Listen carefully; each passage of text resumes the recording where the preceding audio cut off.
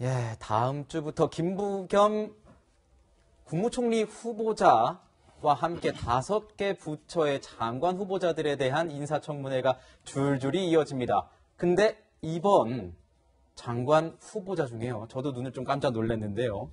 박준영 해양수산부 장관 후보자의 아내가 논란이 되고 있습니다. 어떤 내용이냐 보니 이 영국제 도자기를 불법으로 들여와서 판매를 한 것이 아니냐 이런 의혹이 있었고 그 의혹에 대해서 후보자가 사과하는 일까지 벌어졌습니다. 변호사님 짧게 설명을 한번 해주시고요. 이 사태 어떻게 보시는지 논평도 좀 부탁드릴게요.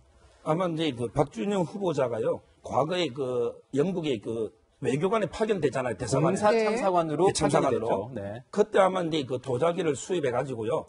그리고 이제 외교 행랑이라고 이게 따로 검사를 안 받고 외교 행랑, 외교관들의 이삿짐 뭐 이런 것들은 외교적으로 따로 검수를 하거나 뭐 조사를 하지 않죠. 뭐가 그렇죠. 들었는지. 네. 그리고 이제 그 가져와서 이번에 그분이 이제 카페를 하면서 그런 이제 도자기를 판매하는. 아, 박준영 후보자의 아내가 카페를 하면서 그게 도자기를 판매하는 인스타그램 사진 때문에 이게 밝혀진 이런 사건인데요.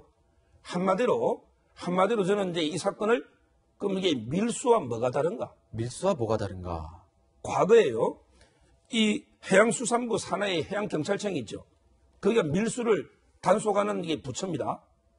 그러면 몰래 외국에서 사서 관세를 안 내고 신고 안 하고 이게 외교 행랑에 가져와서 이걸 이게 몇 천만 원 정도 된다는데 이걸 팔아서 영리를 취하면 과거에는 이게 저희 나라가 어려울 때는 외교관들에게 보따리 장사 해가지고 뭐 외국에서 이런 적이 있었지만 지금 이게 저희가 이제 OECD 선진국에 이런 예가 없거든요. 따라서 저는 과연 이게 밀수를 단속하는 부서에서 뭐가 다른지 그리고 이제 그 판매할 때도요 사업자 등록증이라든지 전액의 법적 절차를 안 거쳤거든요. 그 점에서 단순하게 저는 사고를 넘어갈 게 아니고 그에 대한 이게 차익이라든지 또 이게 법을 어긴 부분에 대해서는 엄중 책임을 물어야 되고 네. 지금 이게 아무리 청문회 무용론이 될 정도로 임명 강행하지만 이런 거는 이게 검증을 철저히 해야 된다 이래 봅니다.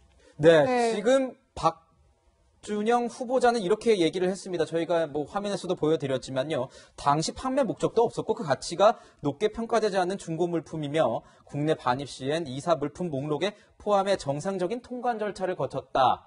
하지만 사려 잊지 못했던 부분은 반성하겠다. 뭐 이런 식으로 해명을 했습니다. 네, 지금 박 후보자의 청문회가 4일 모레로 예정은 돼 있는데 사실은 별다른 뭐 이슈나 어떤 논란거리 없이 좀 무난하게 지나가지 않을까라는 전망들이 우세했어요. 근데 지금 이 도자기 이슈가 제기가 되면서 관련 질문들이 좀 많이 나올지 않을까 싶은데 어떻게 보세요? 그러니까 일각에서는 네. 무슨 도자기 때문에 예. 그러느냐라고 말할 수도 있지만 우리 사회가 정치권에게 기대하는 도덕의 수준이 매우 높아진 게 사실입니다. 그렇죠. 그리고 그 기준이 높아진 걸 우리가 잘못됐다거나 나쁜 현상이라고 말할 수는 없는 것 아니겠습니까? 네. 그리고 무엇보다 공직자들이 자신의 공직과 관련된 일을 통해서 사적 이익을 추구하는 이해 충돌 그리고 공직을 사적으로 이용하는 부분에 대해서도 LH 투기 사건 이후로 국민들의 눈높이가 매우 높아졌어요. 네. LH 투기 사건 본질이 무엇입니까? 자기들 공직에서 얻을 수 있는 권한으로 사적 투기한 거잖아요. 네. 지금 이 박 후보자 안에 본질이 무엇입니까? 공적인 업무로 공무원의 신분으로 외국으로 나갔는데 그 권한 이용해서 사적 이득을 취한 거잖아요.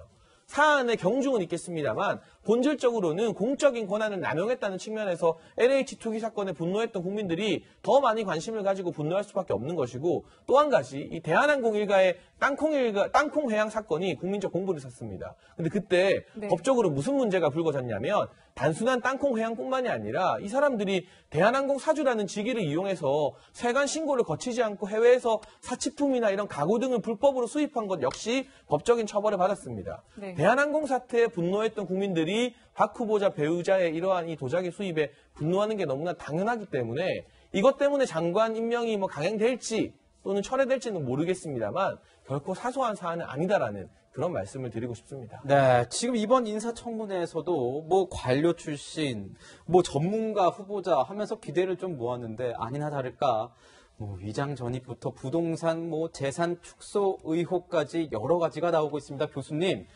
항상 이런 후보자들 안 뽑겠다고 했는데 이런 후보자들 뽑혀지는 이유는 도대체 뭔 겁니까? 지금도 후보자들이 다 의혹이 휩싸여 있습니다. 안타까운 부분이고요. 그런데 이제 과거에 비해서 우리의 기대 수준도 굉장히 높아졌어요. 그러니까 아까 얘기한 대로 뭐 도자기, 뭐 그릇, 뭐 이 정도 뭐 문제시 안 했던 것들이 과거의 어떤 우리의 시각이었다 그러면 지금 이런 것까지도 우리는 다 검사를 하고 검증을 하고 여기에 대해서 도덕성이 어떻게 문제가 있는지를 평가하거든요. 그런데 이번에도 보면 임혜숙 과기정통부 장관 후보자 같은 경우는 좀 여러 가지로 지금 문제가 되는 부분들이 나오고 있어요. 논문 논란에다가 지금 또 해외에 뭐 출장을 나갔을 때 가족들과 함께 나간 외유성 출장을 간 게 아니냐 이런 얘기도 나오고요. 그렇죠. 또 말씀을 좀 부탁드리는 게 노형우 국토부 장관 후보자 위장 전입과 함께 관테크 의혹까지 일고 있지 않습니까? 그러니까 노영우 후보자 같은 경우는 이제 관사를 이제 아파트를 배정받습니다. 특별하게 이제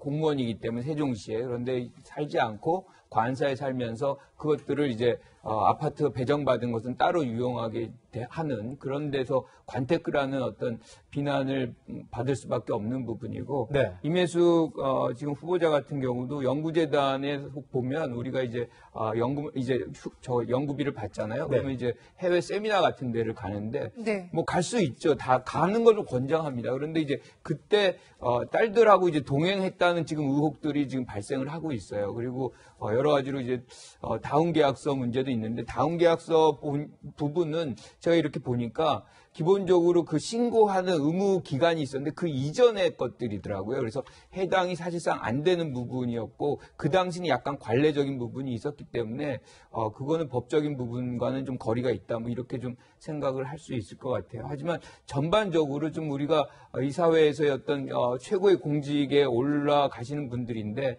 좀 의혹 없이 가는 분들을 좀 많이 보는 그런 시기가 왔으면 좋겠습니다. 네, 후보별로 정말 여러 가지 의혹들이 제기되고 있고 또 김부겸 국무총리 후보자의 청문회도 오는 6일에서 7일에 열릴 텐데요. 여기에 참고인으로 진중권 전 교수와 김경률 회계사가 채택이 됐더라고요, 변호사님. 예, 고전은 이제 그 두 분에 대해서 노영욱 하고 이제 그 과기부 장관 있잖아요. 임혜숙 예, 후보자. 한 말씀만 드리면 아, 예. 저는 이제 도덕 검증할 때요. 네. 이게 그 장관의 직무와 무관하냐, 아니면 이게 장관의 직무와 연관이 있느냐, 이게 중요하다 봅니다. 자, 노영욱 국토부 장관이죠. 이분은 이게 그 김의겸 옛날에 그 청와대 대변인의 관사 재테크와 뭐가 다릅니까? 그렇죠? 그때도 김의겸 대변인도 이게 관사를 쓰면서 재테크를 했잖아요. 근데 대변인이 물러났어요. 근데 청와대 대변인은 물러나는데 국토부 장관 할 수 있는 겁니까? 따라서 저는 이 관사 재테크도 상당히 문제고요. 네. 그 다음에 그 과기부 장관, 이분도 이게 그 자녀들 데리고 외유성 만약에 그 학회를 갔다. 근데 과기부라는 게 뭐예요? 전부 이게 연구비라든지 이런 걸 다 집행하고 나눠주는 거잖아요. 이분이 이게 연구 논문 쪼개기도 있고. 따라서 저는 이런 분이 과연 이게 예산을 집행할 때 과학기술계가 다 이게 동의하겠는가? 이런 이제 비판을 제가 하고. 마지막으로 이제 질문하신 네. 거, 네. 뭐 김부겸 총리는 이제 그 아마 딸의 그 의혹, 예. 그걸 빼주는 대신에 아마 진중권 교수하고 이제 그 김경률 회계사가 정의 채택됐는데, 딸의 다 어떤 오나요? 의혹을 빼준다는. 뭐 이제 그 라임 옵티머스 그 의혹의 환매, 펀드 환매 의혹, 거기에 정의는 연루됐다는 채택하자 의혹을 야당에서 제기를 하고 있죠. 했었는데 이제 정의는 삭제하고 빼고 대신에 이제 두 분 했는데 아마 이제 그 이유는 뭐냐 하면 이 두 분들이 조국 흑수 만들면서 국정전반 비판을 했죠.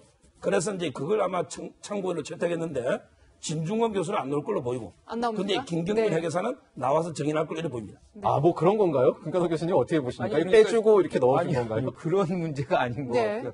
라임 관련해가지고 지금 말을 굉장히 이렇게 모호하게 해버리면 뭔가 문제가 있다라고 시청자들이 생각할 수 있으니까 좀 명확히 하면 라임 관련해가지고 펀드들이 있잖아요. 근데 딸이 산 모양이에요. 그러다 보니까 이제 라임 관련 피해자들이 이거 뭐 특혜 받은 거 아니냐 뭐 이런 얘기를 하고 있는데 지금 김 후보자 같은 경우는 이 딸이 산 것은 맞지만 여기서 특혜는 없었고 그리고 사실상 환매도 하지 않았고 또 여기서 실질적으로 손실을 봤다. 그러니까 차이가 없다는 것을 지금 분명하게 얘기를 하고 있기 때문에 이거를 뭐 논란이 피해가기 위해서 뭐 바꿨다.